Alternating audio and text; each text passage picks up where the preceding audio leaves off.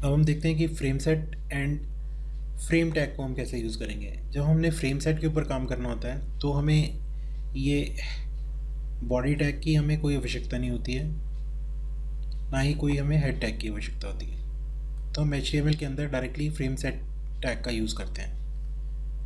Frame set tag हम इसलिए use करते हैं कि जैसे कि हमारे पास यहाँ पे हम वेब पेज देख रहे हैं, तो हम इसमें एट ए टाइम एक ब्राउज़र के अंदर हम एक ही वेब पेज ओपन कर सकते हैं, लेकिन हम फ्रेम सेट जब हम यूज़ करते हैं तो हम एक ही ब्राउज़र के अंदर दो पेजेस को हम साइमल्टेनियसली ओपन कर सकते हैं। हम क्या करते हैं, हम पहले दो पेजेस जो ओपन करनी है, हम उन दो पेजेस के लिए हम अलग अलग फाइल बनाते हैं। ये देखिए, हमने यहाँ पे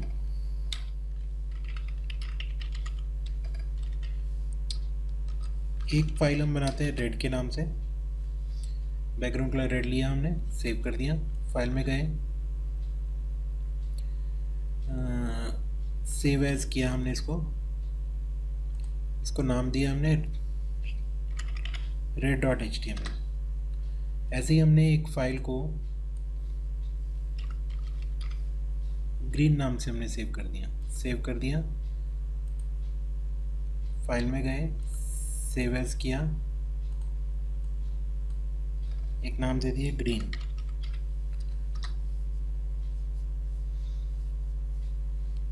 एक हमारे पास है red.html, एक हमारे पास green.html। ये रेड है, इसके अंदर रेड लिखा हुआ है, और ग्रीन वाली जो फाइल है HTML उसमें ग्रीन लिख दिया हमने। ठीक है, अब हम एक और फाइल बनाते हैं,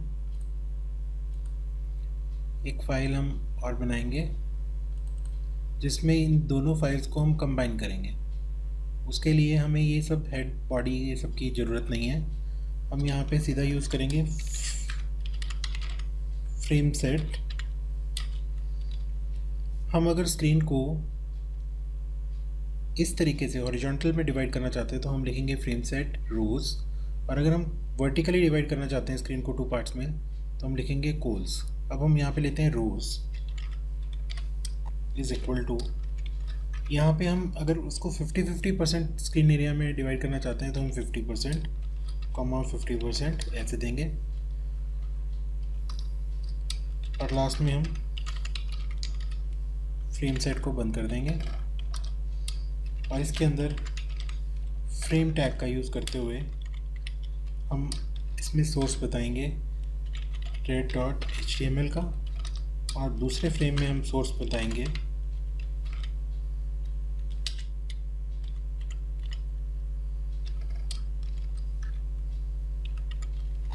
green.html फाइल का। अब हम इसको सेव करते हैं। यहाँ पे हमारे पास 27.html फाइल ही खुली हुई है। हम इसको रिफ़्रेश करते हैं, ये देखिए हमारे पास हाफ स्क्रीन के अंदर रेड वाली फाइल ओपन हो चुकी है, और जिसकी बैकग्राउंड रेड थी, और बाकी की जो हाफ स्क्रीन है उसके अंदर हमारे पास ग्रीन वाली। इसका हम रेशो चेंज भी कर सकते हैं। यहाँ पे हमने इसको 30 और यहाँ पे हमने इसको 70 कर दिया, तो हम देखेंगे क्या होगा कि रेड को 30% एरिया मिलेगा और ग्रीन को 70% एरिया मिलेगा।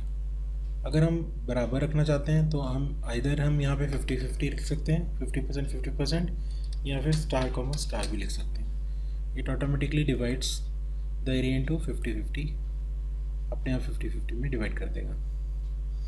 हम फ्रेम को आगे फर्दर, जैसे ये ग्रीन वाले फ्रेम की जगह पे हम फिर फर्दर इसको डिवाइड करना चाहते हैं।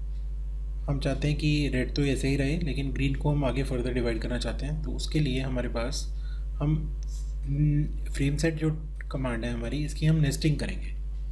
हम ये वाली जो कमांड है हम यहाँ पे यूज़ करेंगे और उसकी नेस्टिंग हो जाएगी। ये जो फ्रेम सेट है ये इस प्रकार से, ये देखिए हम ग्रीन वाली फाइल को हम यहाँ से हटा के अब हम इसमें डाल देंगे, और एक फ़ाइल हम और इसमें अटैच करेंगे। मान लीजिए वो हम ब्लू वाली फाइल है, blue.html, और इसमें हम जो डिवीज़न है वो ये बेसिकली नेस्टिंग किस प्रकार से होगी, ये इस प्रकार से होगी। मैं इसके ये इस प्रकार से होगी। ये जो फ्रेम सेट है उसके लिए ये क्लोजिंग फ्रेम सेट है। ये जो आउटर वाला फ्रेम सेट है इसके लिए ये वाला फ्रेम सेट क्लोजिंग टैग हमने लगाया हुआ है। और इस फ्रेम सेट के अंदर ये जो सेकंड हमने फर्स्ट वाले में तो हमारे पास सीधा फ्रेम आ चुका है, और सेकंड वाले फ्रेम सेट के अंदर हमारे पास दो फ्रेम्स आए हैं। एक में हमने ग्रीन वाली फाइल ओपन की है, एक में हमने ब्लू वाली फाइल ओपन की है। हम ये रेड वाली फाइल को ही यहाँ पे कलर चेंज करके इसको सेव एज करा देते हैं।